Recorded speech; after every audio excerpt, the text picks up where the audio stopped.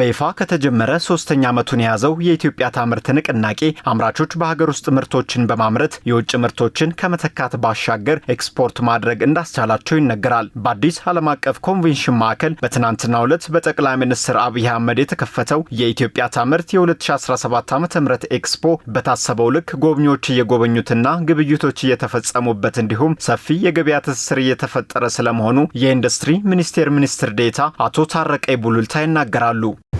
ኤክስፖ ከተጀመረ በኋላ ከጎብኚ ቁጥር አኳያ በጣም ብዙ ሰው መጥቶ ጉብኝት እያደረገ ነው። በጣም ሰፊ የህብረተሰብ ክፍል መጥቶ ጉብኝቶችን እያደረገ ነው። ጉብኝቶችን ሲያደርግ ግብይቶችንም እየፈጸመ ነው። ምርቶችን የፈለጉትን አማርጦ እየገዙ ነው። ሌላ የገበያ ትስስር እየተፈጸመ ነው። በተለይ ከረጅም ጊዜ አኳያ የገበያ ትስስር የሚፈልግ ከንግዱ ህብረተሰብ ጋር እርስ በራሳቸው ኢንዱስትሪዎች እየተሳሰሩት ነው ያሉት። ስለዚህ እስካሁን ያለው አበርታች ነው ብለን ማንሳት እንችላለን። በኢትዮጵያ ታምርት 2017 ዓ.ም ኤክስፖ በስፋት የሚከናወኑት ሌላኛው ጉዳይ የጎንዮሽ ውይይቶች ናቸው። በዚህ መሰረት በሁለት ቀናት የማክሮ ኢኮኖሚ ሪፎርሙ ለአምራች ኢንዱስትሪ ያመጣውን ለውጥና ከአምራች ኢንዱስትሪው ለውጭ ገበያ ከቀረቡ ምርቶች የተገኘው ግኝትና ውስንነትን በተመለከተ ውይይት ስለመደረጉ ሚኒስትር ዴኤታው ይጠቅሳሉ። የጎንዮሽ ውይይቶች የተካሄዱ ናቸው። ትላንት ላይ በተለይ የማክሮ ኢኮኖሚክ ሪፎርሙን ተከትሎ ለአምራች ኢንዱስትሪ ዘርፉ የተገኙ ውጤቶች ምን ናቸው በሚል ላይ ሰፊ ውይይት ተካሂዷል።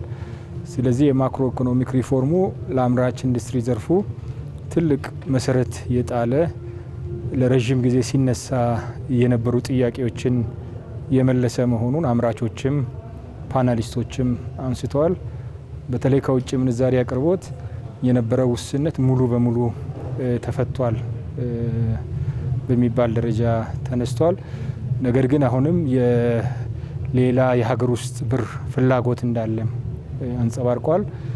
ዛሬ ደግሞ ከአምራች ኢንዱስትሪ ምርቱ ወደ ውጭ ሀገር በመላክ የውጭ ምንዛሪ ግኝት ላይ ያሉት ውጤቶችና ውስንነቶች ላይ ውይይት ተደርጓል።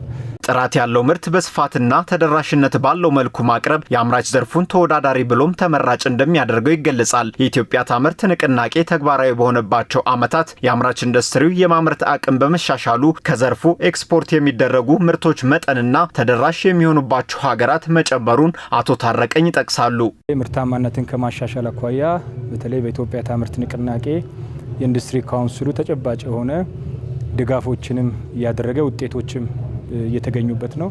ኢንዱስትሪ የማምረት አቅም 46 ከነበረበት አሁን ወደ 61.2 ደርሷል። ይሄ በቀጣይም ምርታማነታቸውን የማሻሻል ስራ መሰራት አለበት። የኤክስፖርት ድርሻቸውን ከማበርከት አኳያ ተጨማሪ ኢንቨስትመንት የሚጠይቁ አሉ። ምክንያቱም የኢንዱስትሪ መሰረታችን ዝቅተኛ ነው።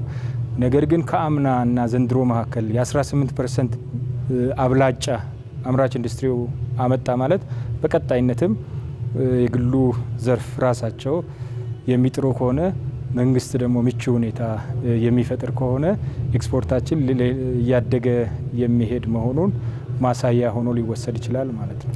በመንግስት በኩል የአምራች ኢንዱስትሪዎችን መደገፍ ላይ በትኩረት እንደሚሰራ ሚኒስትር ዴኤታው ገልጸዋል። 288 አምራቾች በሀገር ውስጥ የተሰሩ ምርቶችን ያቀረቡበት ኤክስፖ እስከ ሚያዝያ 29 ቀን 2017 ዓ.ም እንደሚቆይ ተመላክቷል።